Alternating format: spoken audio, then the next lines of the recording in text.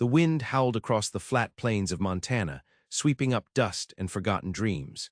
In a tiny wooden cabin at the edge of the valley, Maria sat by the window, her fingers curled around a chipped teacup filled with nothing but warm water.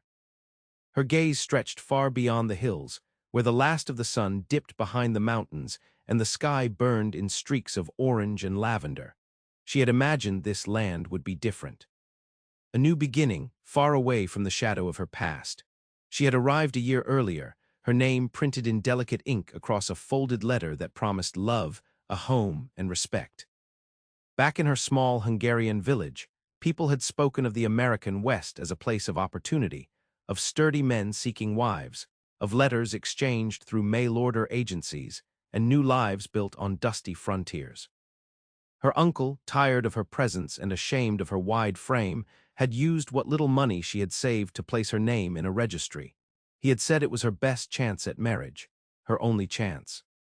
And so Maria had crossed the ocean, her heart heavy but hopeful, clutching a suitcase filled with modest clothes and a worn photo of her mother. When she first met Henry Barnes, the man who had chosen her, she tried to smile despite his cold eyes. He had looked at her the way a man inspects cattle, silently, clinically. They married in a church that barely had a roof, and she was brought to the cabin where she now sat. No neighbors came to greet her. No ring adorned her finger. The bed she was given was in the corner, not next to his, and the silence between them stretched longer with each passing day. Henry tolerated her for a while. She cooked and cleaned, mended his clothes, and stayed quiet. But when the first snowfall came, his mood soured like spoiled milk. His words turned sharp, cutting into her weight, her silence, her foreign tongue. He called her names she didn't fully understand, but felt like blows all the same. She tried harder, eating less, working more, but it never mattered. By spring, the contempt in his eyes had curdled into disgust. The night he sold her was quiet. He returned late with two men she had never seen before. They spoke in low tones, laughing between gulps of whiskey. She stood in the corner, unsure whether to offer them something or hide. One of the men, taller and broader than the other, looked her over with a sneer. The shorter one just nodded once and handed Henry a pouch that clinked with coins. "She's strong," Henry said. "Useless as a wife, but she can cook and haul wood. If you want her for more than that, that's your business." Maria didn't understand at first. Not until the taller man grabbed her by the wrist and dragged her toward the door. She resisted, panic seizing her lungs, but Henry didn't stop him. He didn't even look her in the eyes. She screamed in her language, cursed, begged, cried. The men laughed. One of them shoved her into a wagon and tied her hands with rope. They took her north, into colder land, past towns that blurred into forests. For 3 days she was kept in the back, fed only scraps. She didn't know their names, she didn't care. They stopped in a remote camp used by fur traders. No town nearby, no law, no help. She was forced to cook and clean, just like Henry said, and worse. They leered at her, joked about her size, her accent. At night, they locked her in a shack with a chain around her ankle. On the 4th night, the shorter man tried to touch her while she slept. She bit his hand so hard she tasted blood. He struck her, splitting her lip. She didn't cry. She stared at him with fire in her eyes, and he backed away. By the 2nd week, a storm swept in. Thick snow blanketed the trees, burying the wagons and paths. The camp grew quiet. One of the men left to find help but never returned. The other grew sick with fever and lost his temper often, throwing things when the fire wouldn't stay lit or when she moved too slowly. But she watched, waited. When he passed out drunk near the stove one night, she used a piece of broken crockery to free her ankle. She ran into the woods with bare feet and a torn coat, the chain still dangling from her leg. Snow swallowed her steps and branches clawed at her face. Her breath burned in her chest, but she didn't stop. She didn't care where she ended up, only that it was far away. At dawn, her legs gave out. She collapsed near the edge of a ridge, her body trembling uncontrollably. She knew she would die. Alone, frozen, nameless. But then the sound of hooves approached. A man dismounted from a tall black horse and knelt beside her. She saw his face through blurred vision, lined, wind-bitten, and concerned. He touched her shoulder gently and pulled off his heavy coat, wrapping it around her. His voice was soft and steady as he spoke, but she didn't understand the words. Still, she understood the kindness. He lifted her into his arms, and she felt warmth for the first time in weeks. She didn't know who he was or where he was taking her, but in that moment, Maria knew one thing: she wasn't going back. The warmth returned slowly, crawling up through her fingers and into her chest like a hesitant visitor. When Maria opened her eyes again, she was wrapped in thick blankets, lying on a cot near a flickering fire. The scent of pine wood and something cooking filled the air, and for a moment she didn't know whether this was another nightmare or the end of one. The man who had found her sat at a nearby table, back turned, whittling a piece of wood. His shoulders were broad beneath a heavy flannel shirt, and silver streaked his dark hair. His dog, a large brown mutt with kind eyes, rested by the door and lifted its head when it noticed she was awake. He turned slowly when he heard her stir. His eyes were a deep, calm brown. He didn't smile, but there was no hardness in his face, no judgment. "You're safe here," he said, his voice low and steady. Maria tried to sit up, but her body screamed with pain. Her ankles were raw, her lips still swollen, and her arms ached. He crossed the room in 2 steps and gently guided her back down with one hand on her shoulder. "No rush. Rest, you've been through hell." She flinched slightly at his touch, but he pulled back quickly, as if to show he meant no harm. He grabbed a cup and held it out to her, steam rising from it. "Soup. Not much, but it's hot." She hesitated, then took it in both hands, trembling. Her mouth was too dry to say thank you, and she didn't have the words in his language anyway. But he nodded, as if he understood what she couldn't say. He didn't ask questions, not that day or the next. He simply let her rest. When she needed the washroom, he pointed her to a door. When she needed clothes, he handed her a clean wool shirt and trousers, far too large but dry and warm. She ate, she slept, and each night the pain ebbed further into the background. By the 4th day, she could walk across the cabin. He came home from cutting wood to find her sweeping the floor with a weak arm. He said nothing, but his eyes softened. His name, she learned, was Thomas, a widower, no children. He lived on the edge of the wilderness, self-sufficient, quiet. He didn't talk much about his past, but Maria could see it in his eyes. Something haunted him too, a loss, a loneliness so deep it had carved into his bones. When she finally managed the words, her voice still hoarse, she pointed to herself and said, "Maria." He repeated it, gently, then pointed to his chest. "Thomas." The simplicity of it warmed her more than the fire ever could. One morning, Thomas returned from a nearby town with bandages and food. He handed her a fresh loaf of bread and said, "You're healing well. Won't be long now." Maria froze. A sudden fear rippled through her. She didn't want to leave. She didn't know where to go. Her hands clenched the bread as tears welled in her eyes. Thomas noticed. He stepped back, unsure. "I didn't mean, I just thought. If you wanted to move on, you'd be strong enough soon." She shook her head rapidly. "No," she said, pressing her hand to her chest. "Stay, I stay." Relief crossed his face. He nodded slowly, and for the first time he smiled, just barely, but it was there. They didn't speak of her past, not yet, but he began showing her around the property. He taught her how to gather eggs, how to chop wood without splintering the handle, how to trap rabbits in winter. She watched everything closely, eager to learn. In return, she cooked meals better than any Thomas had known in years. He never said it aloud, but every time he finished his plate, he gave her a little nod. That was enough. Spring came, and with it, the thawing of more than just the ground. One afternoon, while she was feeding the chickens, Thomas stood nearby fixing a fence. A small breeze swept her hair into her eyes. She laughed and tried to pin it back. Thomas glanced over and paused. "You look happy," he said. She tilted her head, not sure if she had heard right. He pointed to her smile. "Happy." She hesitated, then nodded. "Yes, here happy." He walked over and leaned on the fence post beside her. The air between them was quiet, filled only with the sound of the wind and the soft cluck of hens. Then his voice came again, low and uncertain. "I don't know what happened to you before. I won't ask unless you want me to. But I want you to know, whatever they did, whatever they said, it's not who you are. You have a right to be here, to feel safe." Maria stared at him, and slowly her eyes filled again, but this time it wasn't from fear. She reached forward and touched his hand, just briefly, then withdrew.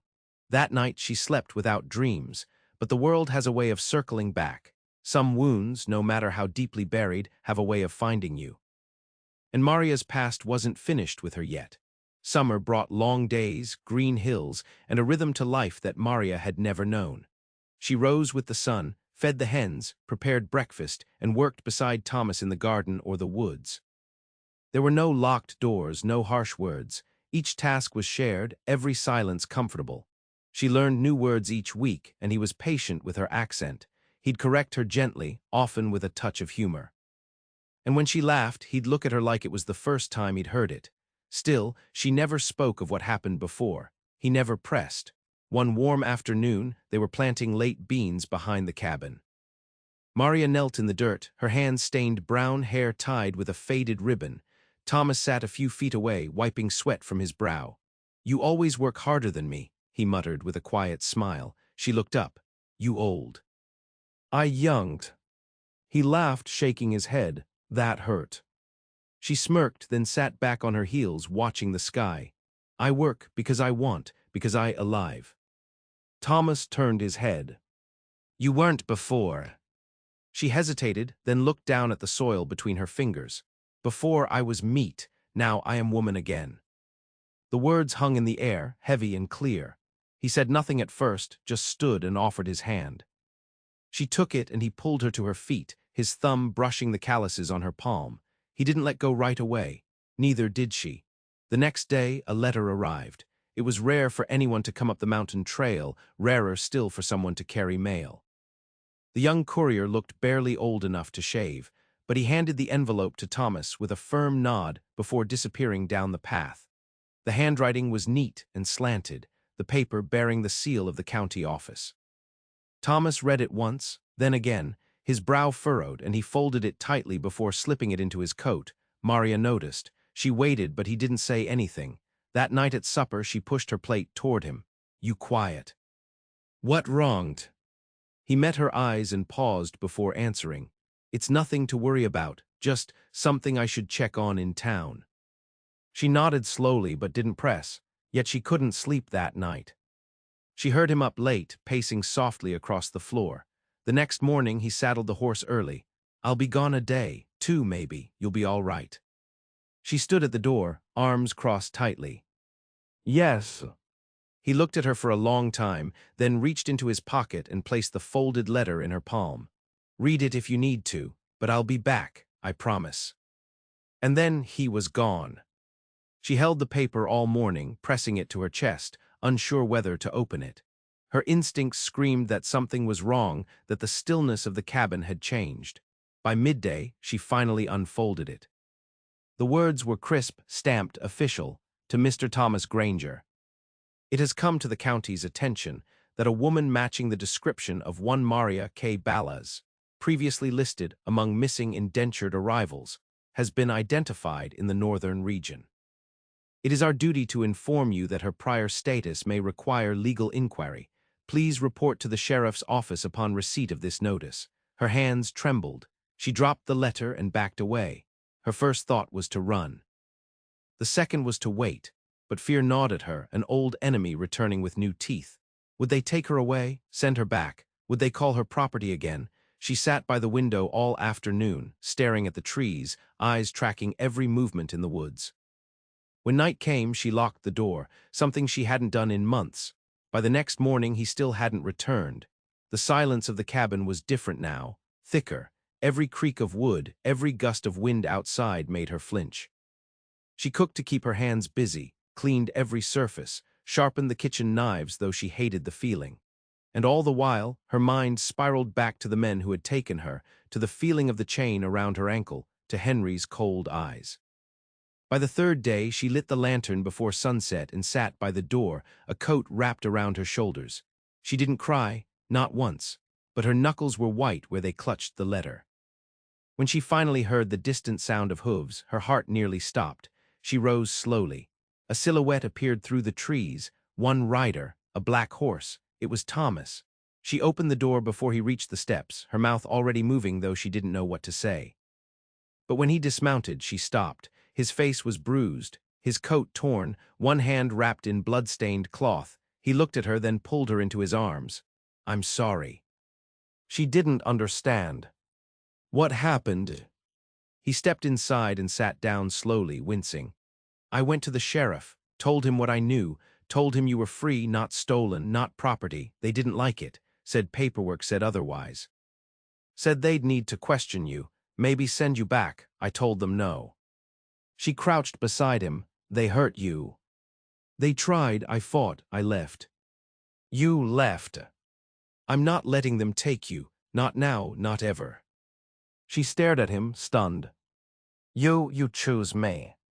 His eyes were tired but certain. I do. And for the first time she wept, not from fear, not from pain, but from something that felt like hope. Outside, the night settled in, but the cabin no longer felt cold. And in the firelight, a bond forged in silence began to burn. The days that followed were marked by unease. Though Thomas was back, though he had chosen her, openly, fiercely, the world outside their valley now felt closer, more dangerous.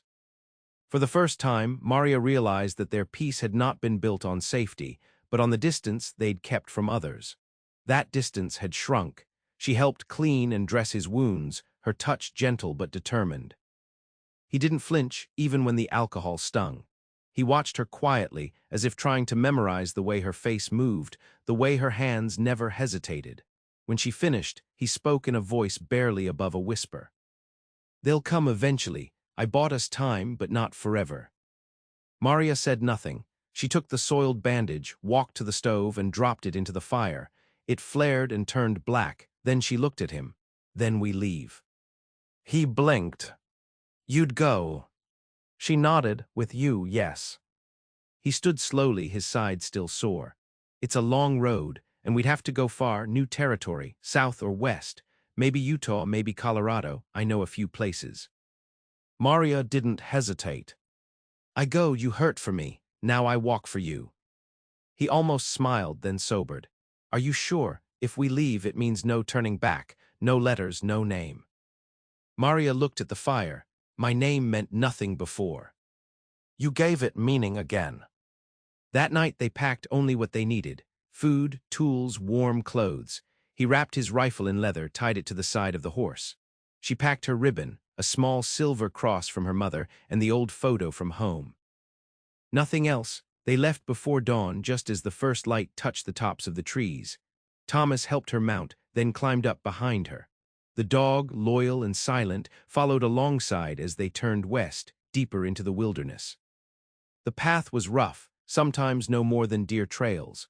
They slept in abandoned trapper shelters, under pine canopies, and beside rivers that shimmered silver beneath moonlight. Maria never complained. Her feet blistered, her shoulders ached, but she never asked to stop. Thomas watched her with quiet awe. He had never known a woman with such endurance, such calm resolve, and slowly between the trees and stars their connection grew. He taught her how to fire the rifle. At first she was terrified, but he guided her arms, helped her steady her breath. She missed the first few shots, then she hit a tin can dead center. She laughed, and he laughed too. When a storm pinned them inside a cave for 2 days, they told each other their stories. Maria, in broken English, described the village she came from. Her mother's garden, the cruel gossip of neighbors, her uncle's bitterness after the war. Thomas spoke of the woman he had once loved, a schoolteacher who died in childbirth, of the child who never lived, of the silence that followed, and the years he spent not talking to another soul. When the rain stopped, they emerged not as two strangers, but something closer to a bond not yet spoken. Weeks passed. They crossed a wide canyon using a broken bridge, the boards creaking with every step. Maria clung to him, and when they reached the other side, he held her longer than needed. That night, she kissed his cheek before lying down beside him in the tent. Neither said a word. One morning, they reached a small mining town nestled in the hills. Smoke rose from the chimneys, and horses lined the posts. It wasn't much, but it was far enough from the past. Thomas knew someone there, an old friend named Redmond who owned a sawmill. Redmond greeted Thomas with a wary squint and a pipe in his mouth. But when he saw Maria and the scars on Thomas's hand, he nodded. You've had your share of trouble, I see. Thomas nodded, looking to start over, quietly. Redmond looked at Maria, then back at Thomas. You're not the kind to lie. I'll find work for you. and a place to stay. They moved into a small cabin near the river. Just 2 rooms and a creaky porch, but it had windows that caught the morning light and a stove that burned warm. Maria began working in town, quietly, respectfully, helping in the bakery. The townsfolk eyed her at first, whispering about her size, her accent, her silence. But they couldn't ignore her bread or the gentle way she helped old Mrs. Clark walk across the street, or how she always gave the stray dogs leftover dough. Thomas worked hard at the mill, hands calloused again, back bent with labor. Every night he returned to find dinner waiting. And Maria. Always Maria. One evening, as they sat together on the porch, the sky turning pink, Thomas reached into his pocket and pulled out a small carved ring made of walnut wood. "I never gave you a real one," he said. She looked down at the ring, then at him. "You gave me freedom, that more than gold." He slid the ring onto her finger. It fit perfectly, and for the first time, Maria leaned her head on his shoulder, but not all eyes in town were kind. In the shadows of the saloon, one man watched them closely. His coat was worn, his beard gray. His name was Clyde, and he had once shared whiskey with the men who dragged Maria into the wilderness. He remembered her face. And he remembered there had been a price. The town of Dry Creek was the kind of place where news didn't travel fast, but gossip lingered like smoke. By now, everyone knew Thomas Granger had brought a woman down from the mountains. Foreign. Big-boned, soft-spoken. Some whispered she was a runaway. Others said she was his long-lost cousin from back east, but most didn't care enough to ask until Clyde started talking. Clyde had a sharp tongue and mean eyes. He spent his days in the corner of the saloon, nursing cheap whiskey and looking for fights he rarely won. But his memory was sharp, and when he saw Maria outside the bakery, handing bread to a poor child with a soft smile, something clicked. He had been there in that camp up north, not the one who dragged her off, but he'd passed through, traded with them, remembered the men boasting about the Hungarian woman with curves like a draft horse and a temper like fire. Remembered the one missing a thumb saying, "She bit it clean off." He waited, watched, and when he was sure, he rode into the county seat with a letter, a short one, but enough to stir the right eyes. Meanwhile, Maria and Thomas had no reason to suspect anything had changed. Their days were full. They had begun planting a small garden behind the cabin. Maria spent mornings at the bakery, earning small wages but the respect of those who worked with her. Thomas helped Redmond expand the mill, even drawing praise from men who once looked down their noses at him. Their love wasn't loud. It didn't need to be. It was in how he helped her carry sacks of flour. How she folded his coat each night. How they both rose in the dark, not speaking but moving as one. But one afternoon, as Maria left the bakery with a basket of rolls, she noticed a rider at the sheriff's office. A stranger. Tall, wearing a tan duster, face shadowed by a wide-brimmed hat. She felt a chill as he looked at her, not curiosity, recognition. She walked faster. That evening, she told Thomas. "A man looked at me like I was not woman, but memory." Thomas nodded slowly. "Where?" She pointed toward the sheriff's building. "He spoke to the law." Thomas stood and began pacing. "We've been careful. But if someone's gone digging." She grabbed his hand. "We run." He shook his head. "No, not this time." That night he didn't sleep. Maria could feel him turning beside her. At dawn, he saddled the horse and rode to town. He returned with news that made her blood run cold. A federal marshal, named Derlin, came up from Butte, said he's investigating the unlawful transport of a foreign national. Maria's knees weakened. "He'd take me back. I told him I'd fight him tooth and nail, that you're my wife now, that you have a life here." "He believe." Thomas's jaw tightened. He said he doesn't need to believe, only needs the law. That evening, they received a summons. The marshal expected Maria to appear at the town hall the following morning for questioning. "I go," she said. Thomas looked at her. "Are you sure?" She nodded. "If I run now, I run forever. I won't be hunted like animal." The next morning they stood in front of the sheriff, 2 deputies and Marshal Derlin. Maria wore a clean dress, her hair braided, her back straight. She spoke slowly, deliberately. "I was sold. Not married, not loved, Used, hurt. I ran because no one cared if I lived. Only he did, she pointed to Thomas. He gave me name, home, dignity. The marshal listened, unmoved. There's still the matter of immigration law. You came under a work agreement. That makes your status conditional. You weren't cleared to marry. Thomas stepped forward. Then charge me, but she stays. The room went quiet. The sheriff leaned against the wall, arms folded. Derlin, she's no burden. She's built a life here. She works. She's no criminal. She's not legal, Derlin snapped. The sheriff exhaled. Neither are half the men who built this town. Including you, last time I checked your tax records. Derlin's eyes narrowed. Watch your mouth, Sheriff. Maria lifted her chin. Then I go, but I will say this. If I go, you take a good woman from her home. Not because I do wrong, but because I do not fit. Derlin didn't reply. He turned, muttered something under his breath, and left. The sheriff followed him out, and the room slowly emptied. That night, Thomas and Maria sat in silence. The fire crackled. The dog snored beside the stove. I don't think he's done, Thomas said quietly. He's angry. Maria nodded. Then let him be angry. He looked at her. You're not afraid. I am, she said. But I am not the same girl who was chained, and you are not the same man who lost everything. Together, we are stronger. He leaned forward, took her hands, and kissed them both.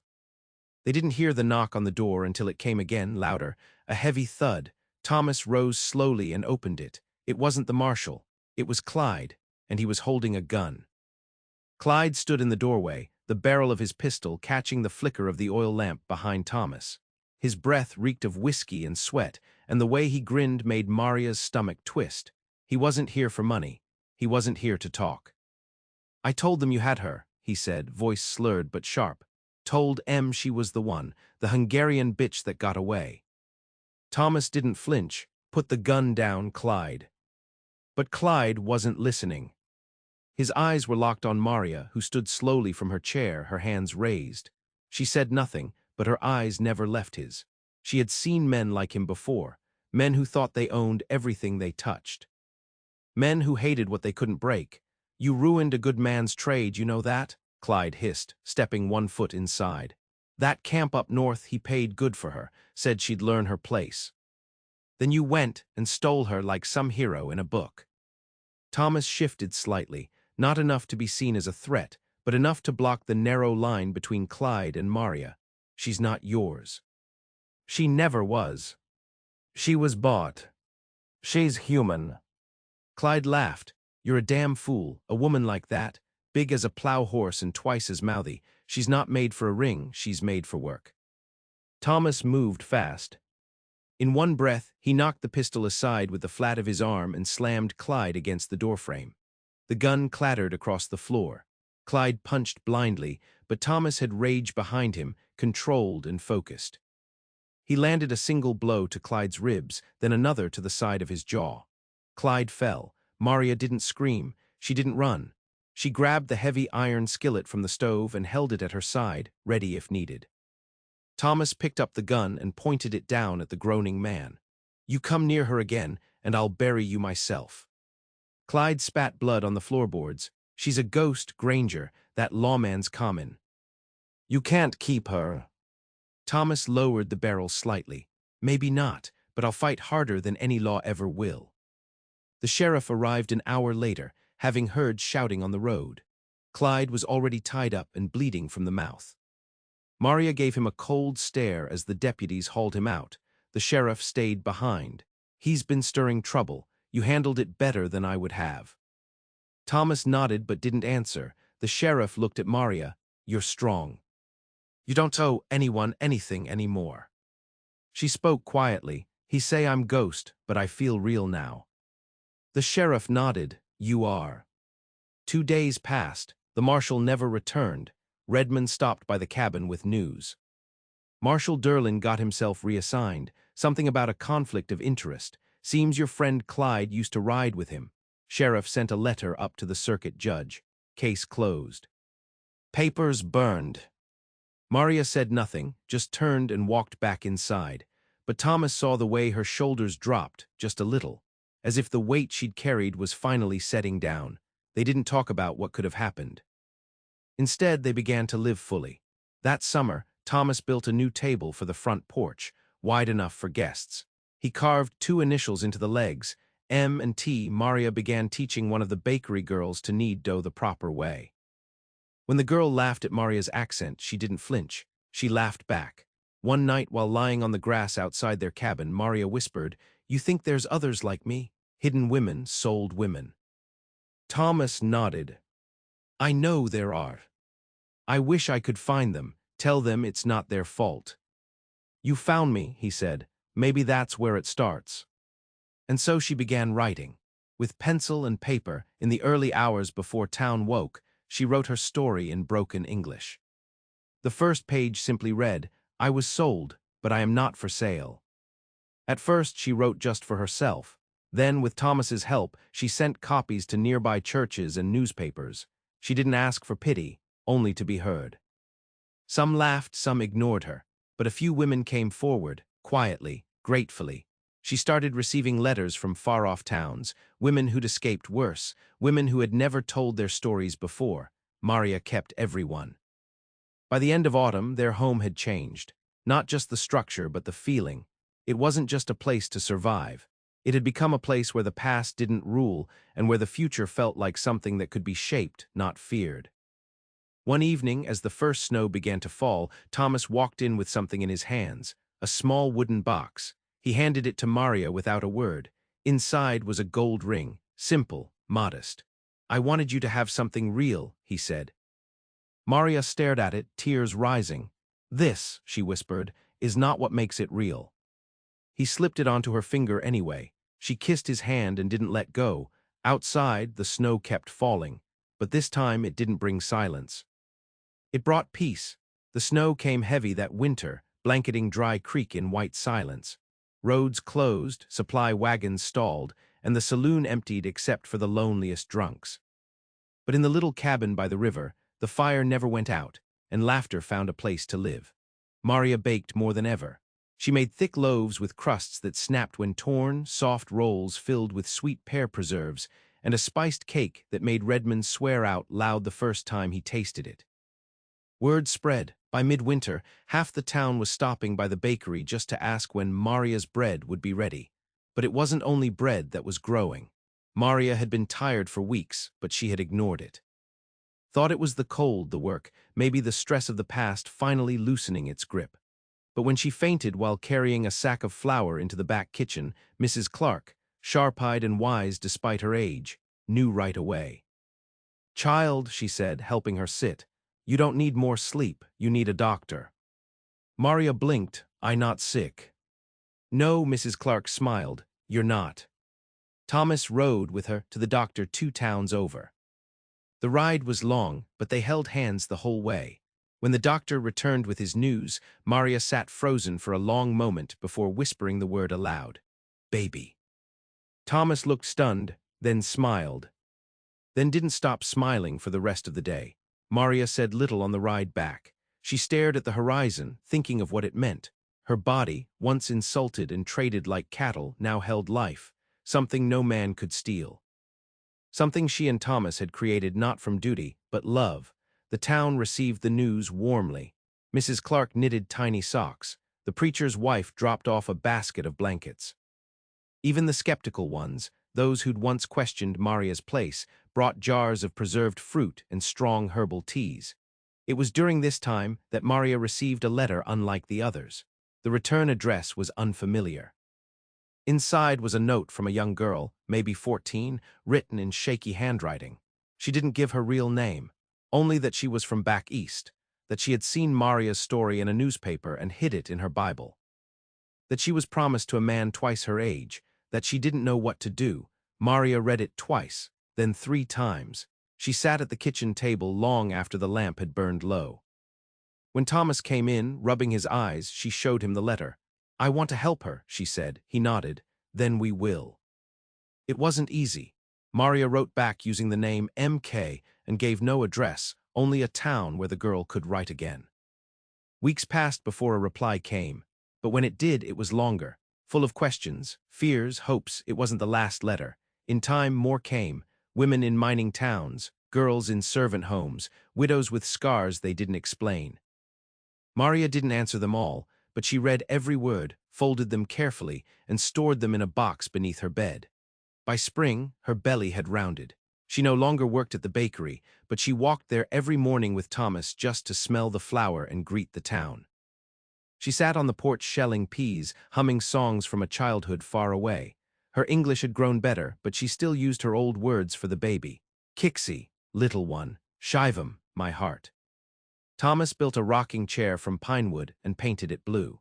He said little about the future, but when she caught him carving small toys from leftover scrap, his hands moving gently, she knew he was dreaming the same dream she was. One morning, Redman rode up the path, hat low over his eyes. "You've got visitors," he said, dismounting. 3 women said they came to meet her. Maria stepped out onto the porch, wiping her hands on her apron. At the end of the lane stood 3 figures, dusty, cautious, tired. One had a baby. One was no older than 16. The last walked with a limp but stood tall. Maria stepped forward and waved them in. That night the cabin was full of voices. Of shared stories, of pain that finally found room to breathe. The women didn't stay long, just a few days, but before they left, Maria gave them each a ribbon of blue thread, woven with one word: Elet, life. "You are not broken," she told them. Thomas watched her from the doorway, arms crossed, a soft smile in his eyes. Later, after the women had gone and the fire had settled, he sat beside her on the porch, his hand resting gently on her stomach. "You've become more than just someone who escaped," he said. She nodded. "I don't want to hide anymore." He kissed her forehead. "You were never meant to." That night thunder rolled far in the distance, but no storm came. Maria lay awake listening to the soft rhythm of Thomas's breath beside her, her hand resting on her belly. She felt a kick, soft but certain, and she smiled. Her past had sold her, but her future had offered a hand. The birth came in the middle of the night, under a sky thick with stars and the low hum of crickets in the grass. Thomas had stayed calm through most of it until the final hour. Then his hands trembled, his eyes widened, and his voice cracked when he called for the midwife a second time. Maria, though, was fierce. She gripped the bedpost with white knuckles, sweat running down her face, every muscle in her body pulled tight with pain. But she didn't cry out. She had suffered worse in silence. This pain was different. It had purpose. It was creation, not destruction. When the baby finally came, the room fell silent. A single cry pierced the stillness, then another. The midwife smiled and nodded. A girl, healthy as can be. Thomas looked stunned. He had no words. He simply stood by the bed, eyes wide as the midwife placed the newborn in his arms. The child was wrapped in soft cloth, her cheeks red and wet, her fists balled tightly near her chin. Maria watched him through heavy eyes. "She has your nose." Thomas laughed, quiet, a little shaky. "And your lungs." They named her Ilona, after Maria's grandmother, a woman she remembered for her strength, her stubbornness, and the way she always hummed while she worked in the fields. Life slowed down, but in the best way. Days were filled with lullabies, milk bottles, firewood, and garden chores. Maria spent long afternoons rocking Ilona in the blue-painted chair, humming old Hungarian folk songs. The baby would look up at her with wide eyes, calm and curious, her tiny hand always searching for Maria's finger. Thomas carved a wooden cradle. He sanded every edge smooth and painted stars along the headboard. At night, he'd sit beside it, whispering stories to his daughter about horses, forests, and women with fire in their hearts. Word of Ilona's birth spread through Dry Creek like a warm breeze. Visitors came with gifts, clothes, books, knitted hats. Even those who had once kept their distance now stopped to offer blessings. The bakery named a sweet bun after her, and children called her the River Baby, born in the cabin by the stream. But the most unexpected visitors came 6 weeks later. A small wagon arrived at the edge of town. Inside were 2 women and a child. One was the girl who had written Maria the first letter. Her name was Clara, and she had run away before her wedding night. The other, Martha, was her aunt, who had given up her own freedom to help Clara escape. The child was Martha's, left behind during her own years of servitude, now reclaimed. Maria welcomed them in. They stayed in the old guest room, helped with the baby, cooked meals, and wept by the fire. Maria listened to their stories, then showed them her box of letters. Together, they organized every note, sorted names, and made plans. They called it the Ribbon Circle. It started simple. Women helping women. Those with nowhere to go were given a bed. Those with nothing to wear were given thread and fabric. Letters were passed by hand, hidden in bread sacks or pinned beneath cloaks. Maria became the unseen voice behind everyone, signing her name with a single blue thread knotted at the bottom. She taught women to write, to sew, to stand tall again. Thomas expanded the cabin. With Redmond's help, he built a second house nearby, then a third. Small, modest homes where women could rest, heal, or simply begin again. No questions asked. By the time Ilona took her first steps, there were 6 women living in the valley, each with her own story, each rebuilding from the wreckage of what had been taken. And Maria, once sold, once silenced, was now their voice. But she never forgot the past. One afternoon, while organizing the garden with Clara, Maria found the old chain, the same one that once bound her ankle. It had rusted, half buried beneath a pile of stones near the shed. She picked it up, felt its weight in her hand, then walked it to the forge behind the mill. That night, with Thomas by her side, she melted it down. She poured the liquid metal into a small mold shaped like a bell. When it cooled, she hung it on the porch. "I want to hear freedom ring," she said, and from that day forward it did. Every time the wind passed through the valley, the bell chimed softly, a note of memory, a promise that no one who entered their home would ever be bought, chained, or silenced again. Ilona grew tall and bold. She rode horses by the time she was 5, helped her mother in the garden, and asked questions about everything. One day, she sat on Thomas's lap and pointed at Maria as she worked. "Was Mama always brave?" Thomas looked at her and smiled, "Braver than I'll ever be." Maria glanced back at them, her apron dusty, her hair pinned with a wooden clip. She smiled. Not long after, Clara came running up the hill, a letter in hand. "From Wyoming," she said breathlessly. "Another girl, says she's trapped, wants to come." Maria took the letter and nodded. "We'll send someone." Clara hesitated. "Do you ever get tired, helping all of them?" Maria looked out at the trees, at the cabin, at the swing Thomas had built for Ilona, at the blue ribbon tied to the porch. "No," she said. "Because someone helped me first." That evening, after Ilona was tucked in and the fire burned low, Maria sat with Thomas on the porch. The stars above them shimmered like scattered seeds, and the bell rang softly in the wind. She leaned her head against his shoulder. "Do you remember the first time I saw you?" she asked. "I remember the snow, and how you looked more alive than any person I'd ever met even then. You didn't have to stop. I didn't want to keep riding." They sat in silence for a while, the dog curled at their feet. Finally, Maria whispered, "They tried to sell me, but you gave me something they couldn't buy." "What's that?"